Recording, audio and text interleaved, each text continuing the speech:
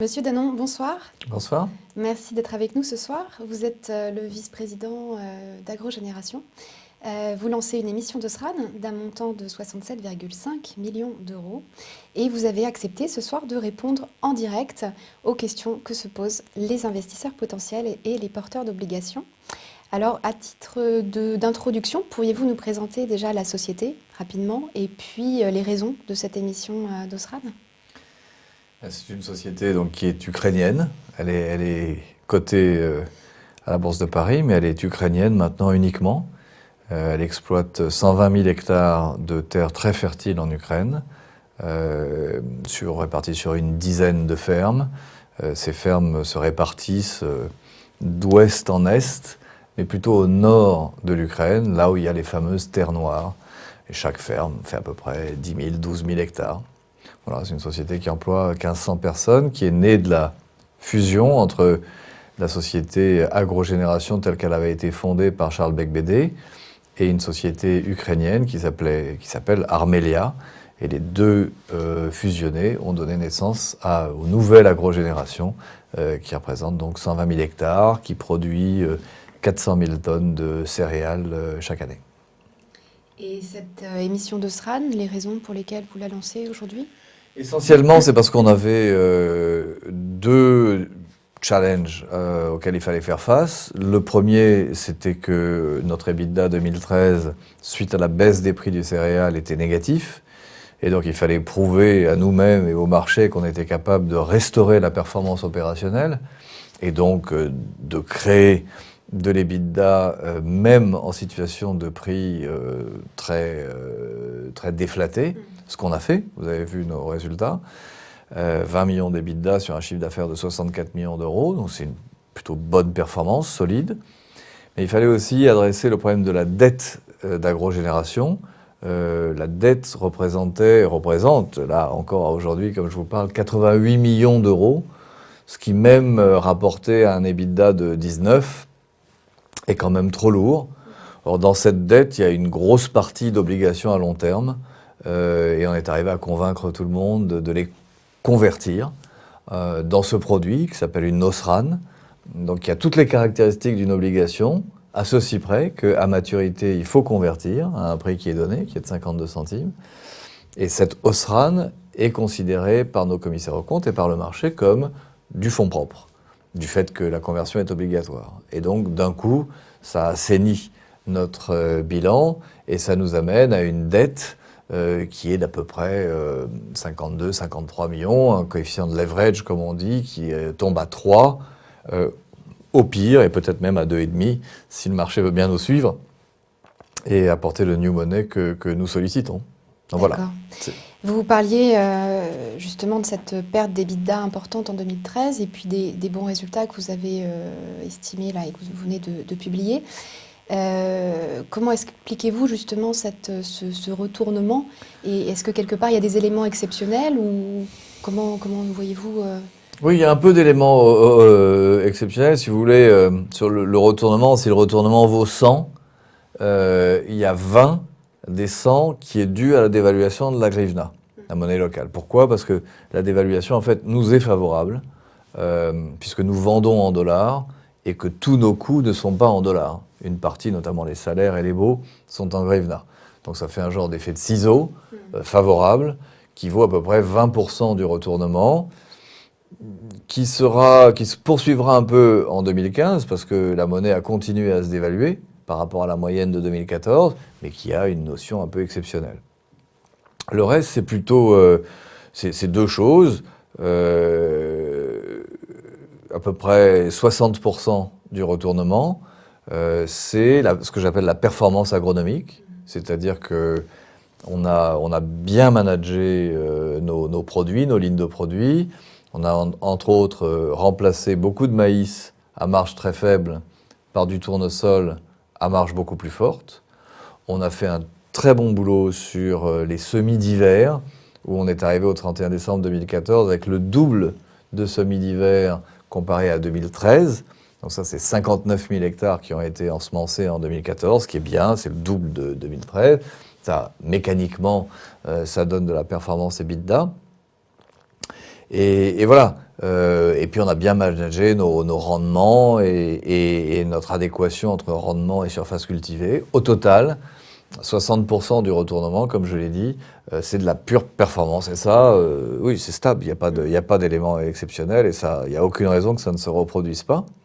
Puis la dernière chose, c'est une belle réduction des coûts des frais généraux, ce qu'on appelle le SG&A, qui représente à peu près 20% du retournement. Donc, vous voyez, 20, 60, 20.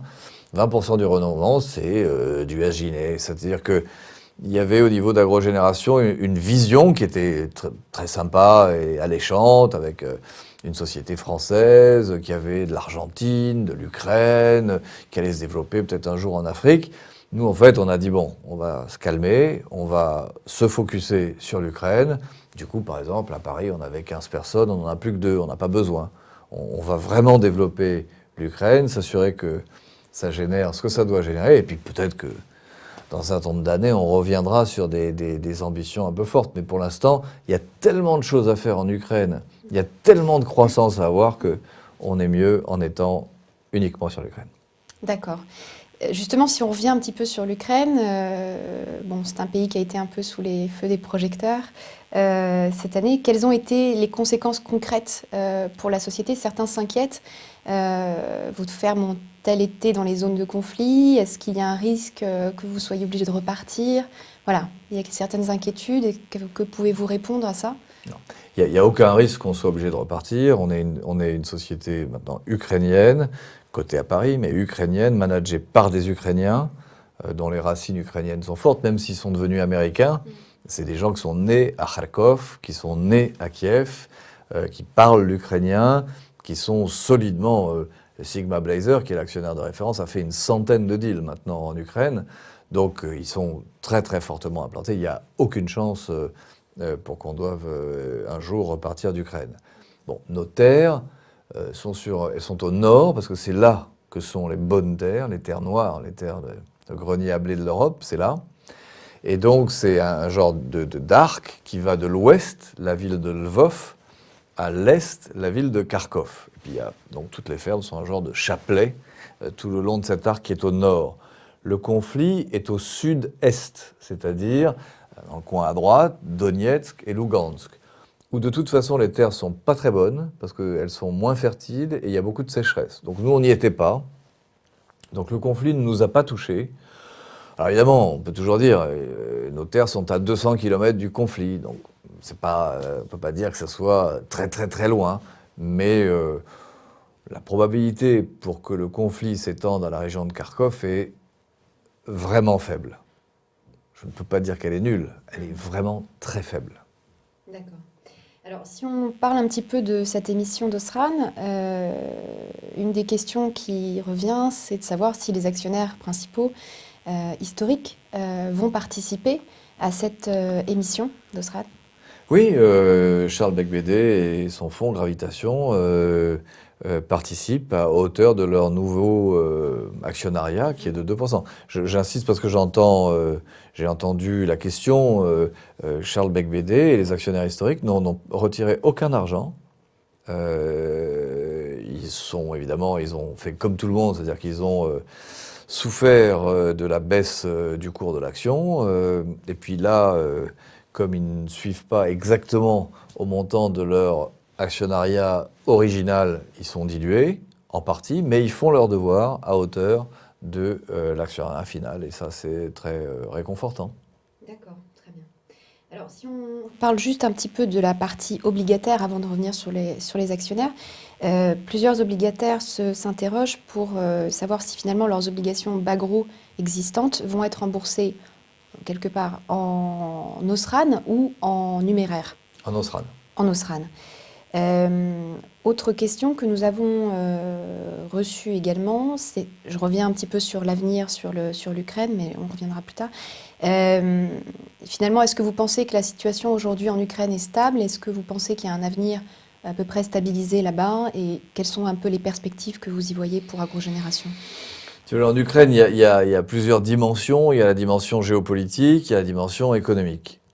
Sur la dimension géopolitique, bon, vous lisez les informations comme moi, Moi, j'ai une théorie qui est de dire que les Russes ont tellement gagné depuis un an qu'ils ont un intérêt stratégique de joueurs d'échecs à faire une pause pour capitaliser leur gain. Qu'est-ce qu'ils ont gagné? Ils ont gagné qu'on ne parle plus de l'OTAN à Kiev, qui était leur souci essentiel. On n'en parle plus de ça. Ils ont gagné la Crimée, que peu de gens leur contestent. Ils ont gagné de stabiliser cette espèce de tison ardent qui est Donetsk et Lugansk dans le flanc de l'Ukraine, qui fait qu'à chaque fois que l'Ukraine aura envie de gigoter un peu, les Russes leur rappelleront qu'ils sont là. Les gains sont gigantesques.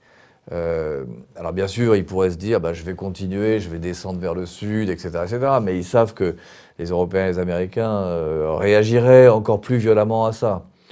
Donc moi, je pense qu'il y a un scénario, qui est le scénario d'ailleurs qui est en train de se dérouler, qui est un scénario d'une genre de glaciation là où on est. Bon, la probabilité de ça n'est pas de 100%, mais c'est mon scénario, c'est le scénario sur lequel moi je travaille, et c'est un scénario qui est très favorable à Agrogénération, parce que ça veut dire que, voilà, sur le plan conflit, ça ne nous touchera pas, et on n'aura pas d'impact sur nos terres, ou nos baux, etc. Situation économique de l'Ukraine est une situation qui est en train d'évoluer, qui est très grave. En fait, les gens me demandent, moi je vais tous les mois en Ukraine, les gens me demandent, mais t'es fou, c'est dangereux à Kiev. C'est absolument pas dangereux, il n'y a aucun impact de la situation militaire à Kiev ou à Kharkov. Par contre, il y a une crise économique dévastatrice pour le pays, avec un effondrement de la monnaie, un effondrement des réserves, une inflation à 28%, enfin, truc un peu classique. Et il est quand même assez important que ça soit stabilisé, ça. Parce que même si la dévaluation de la monnaie nous est un peu favorable sur le plan de l'EBITDA, c'est quand même pas forcément facile d'opérer dans un pays de ce type. Donc on aimerait bien que ça se stabilise, à peu près là où c'est-à-dire 25 hryvnia pour $1, ce serait pas mal comme cours, à voir. Et ce qui est très encourageant, c'est que l'Ukraine se réforme. Ce qui est très encourageant, c'est que le nouveau gouvernement, où il y a plein de non-ukrainiens, mais des gens très compétents, des Géorgiens, des Américains d'origine ukrainienne, il y a des gens très compétents qui ont pris les bonnes mesures. Ça a satisfait le FMI, et le FMI a débloqué 17 milliards de dollars, dont 5 milliards sont déjà arrivés en Ukraine la semaine dernière. Ça, c'est très important. Et donc là aussi, nous, on pense qu'il y a un scénario de tout ce qu'on voit, qui est un scénario d'un recovery de l'Ukraine progressif. Probablement pas en 2015, ça va rester très difficile et très tendu, mais si les réformes sont faites, si le FMI continue d'aider, notre scénario à nous, c'est que 2016-2017, on devrait voir l'Ukraine repointer le nez dans des conditions économiques un peu meilleures. D'accord, très bien. On va évoquer maintenant un peu les résultats. Alors, certains nous ont écrit en nous disant, finalement, les résultats ont été peu flatteurs depuis quelques années pour le groupe. Est-ce que vous pensez être bénéficiaire sur 2015, voire même dans les années à venir? Alors, sans faire de prévision, mais peut-être pouvez-vous revenir un petit peu là-dessus? Si vous voulez, comme je l'ai dit, on essaye de rationaliser un peu la vision, de la rendre crédible et de délivrer. C'est-à-dire que la vision sera peut-être un peu moins excitante pour les 2-3 ans qui viennent, on n'aura pas d'Argentine, d'Afrique, de grande expansion, etc. Nous, on pense qu'on est dans une situation très positive. On est une des rares sociétés en Ukraine qui a bien tenu le choc, qui devrait sortir de cette émission en pleine forme. À la fin de 2015, on devrait véritablement avoir une bonne santé financière. Et nous, ce qui va nous intéresser, c'est vraiment de délivrer au marché ce qu'on a promis. Donc, on est très conservateur, plutôt prudent. Et aujourd'hui, je vous dis que je ne vois pas pourquoi on n'arriverait pas à au moins maintenir la performance EBITDA qu'on a. Alors évidemment, il peut toujours y avoir des catastrophes. Si les prix rebaissent de 40%, ce sera certainement un challenge. Mais si les prix, même s'ils baissent un petit peu, on devrait être capable de maintenir cette performance EBITDA. C'est très important pour nous. et donc générer du cash et être capable de retrouver les voies d'une croissance organique positive. C'est ça notre scénario, on y croit, on travaille là-dessus, et je pense que je ne vois pas de raison pour lesquelles on ne serait pas capable de le délivrer. D'accord. Si on part un petit peu sur le bilan cette fois-ci, donc vous le disiez tout à l'heure, Agrogénération est assez endettée.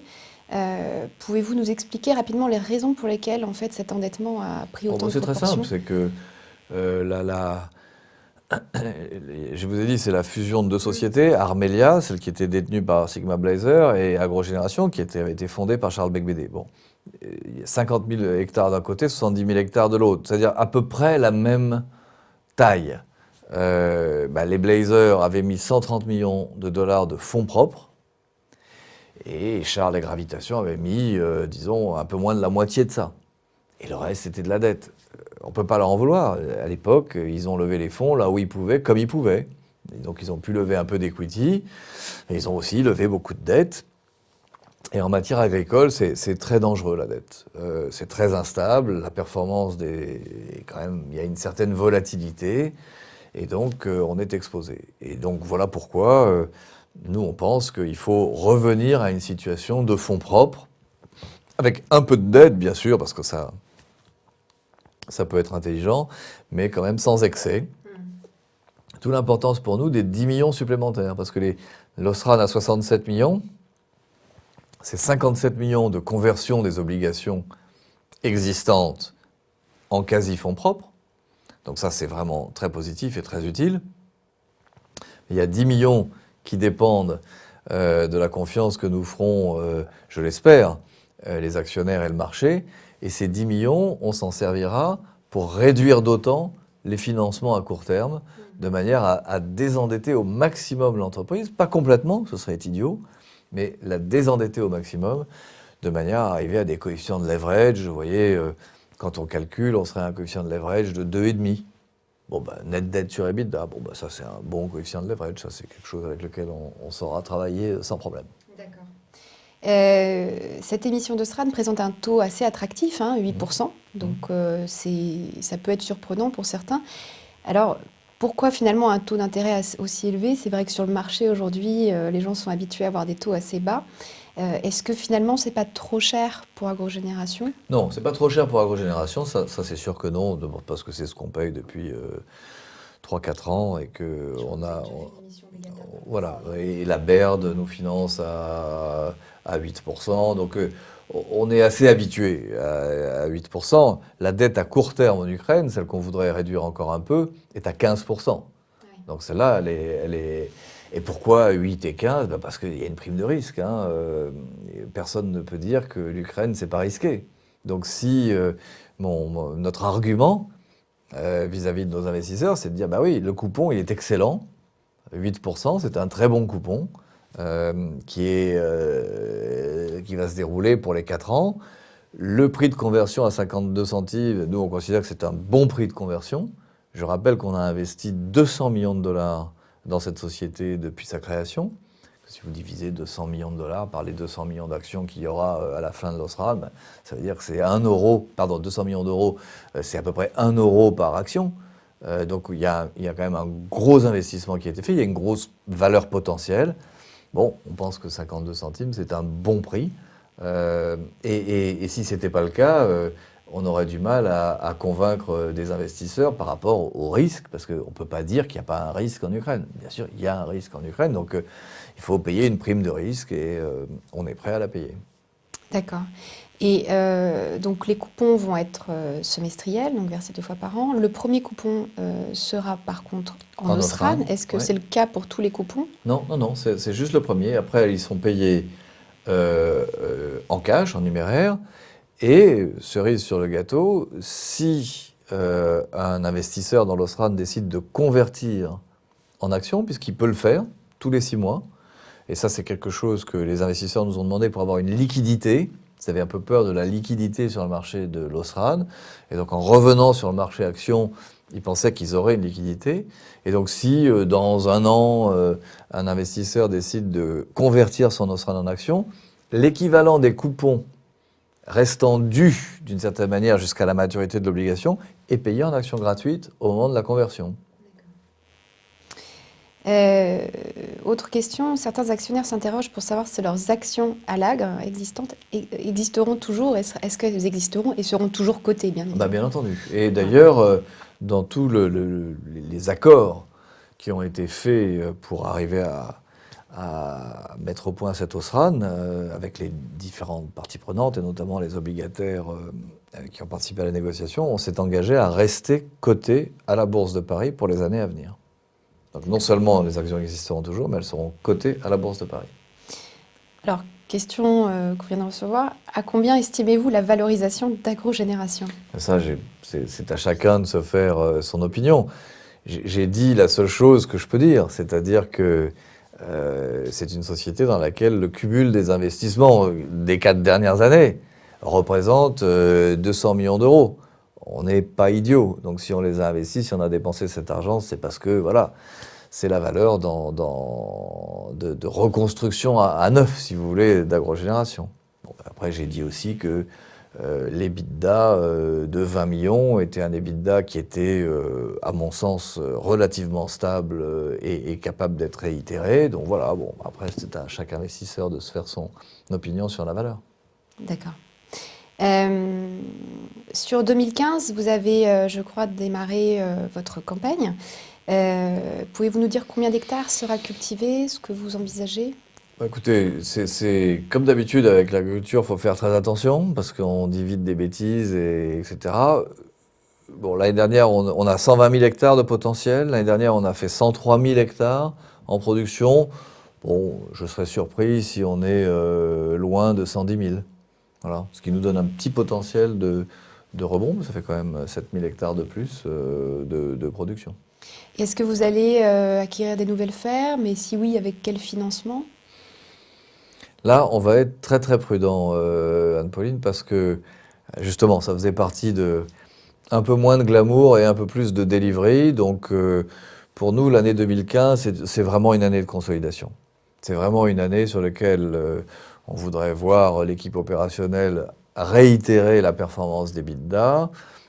Avec l'OSRAN et notamment les 10 millions, s'ils arrivent, on peut réduire la charge financière. Donc normalement, ça devrait être assez bénéfique, on devrait être capable de générer du cash flow et on fera les comptes à la fin de l'année pour voir où est-ce qu'on est.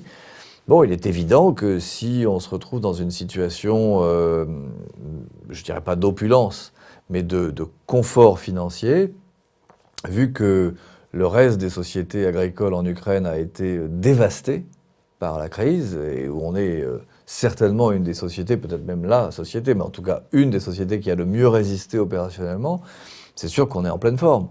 Et donc si on a les ressources financières, il n'y aura qu'à se baisser pour ramasser un peu de surface supplémentaire d'une manière ou d'une autre. Et on ne se privera pas de le faire, parce que notre agenda, c'est quand même de croître en Ukraine. Mais on sort d'une période d'endettement trop fort et on ne va pas y revenir. Oui, ça se comprend très bien. Pour conclure, peut-être pour s'adresser un peu aux actionnaires, certains s'interrogent encore sur le fait de participer. Est-ce que vous auriez quelques mots, alors peut-être quelques points clés à leur donner pour les convaincre? Écoutez, voilà, à un moment donné, il faut y croire. Il y a, c'est vrai, un risque pays. Je pense que j'ai expliqué que, voilà, il y a des risques dans tout, hein, dans la vie. Donc, bon, le risque, il existe. Il est pas forcément ultra fort maintenant, mais il existe. En face de ça, il y a une société qui est bien gérée, qui est performante. Et il y a un marché devant nous qui est juste énorme, puisque la population mondiale va croître, 7 milliards, 8 milliards, 9 milliards. Les gens consomment de plus en plus de céréales, même les Chinois qui ne consommaient pas de céréales en consomment de plus en plus, parce qu'ils s'adaptent à notre mode d'alimentation, etc., etc. Et donc, la production mondiale doit croître, parce qu'il n'y a pas de produit de substitution, à ma connaissance, aux céréales. Donc la production doit croître en ligne avec la population il n'y a pas beaucoup de pays qui sont capables d'exporter. Donc voilà, la thèse d'investissement, elle est intacte. Un jour ou l'autre, vous verrez les prix des matières premières remonter. Ils sont à un niveau plutôt bas aujourd'hui et on est capable de générer 30% d'EBITDA. Vous imaginez bien que si les prix des matières premières remontent, ça descend directement dans l'EBITDA à peu de choses près. À peu de choses près. Et donc ça, évidemment, c'est la bonne fortune que je nous souhaite. Mais pour l'instant, la manière dont nous dirigeons la société, c'est de dire, sur la base de ces prix bas, on doit être capable de générer 30% d'EBITDA et d'avoir une société en pleine forme. Cerise sur le gâteau, si jamais les prix remontent, dans 1 an, dans 2 ans, dans 3 ans, alors à ce moment-là, vous verrez un encore plus grand sourire sur mon visage. Parfait. Je rappelle donc que la souscription est jusqu'au 20 mars. Monsieur Danon, merci beaucoup pour votre temps et d'avoir répondu aux questions. Merci à tous.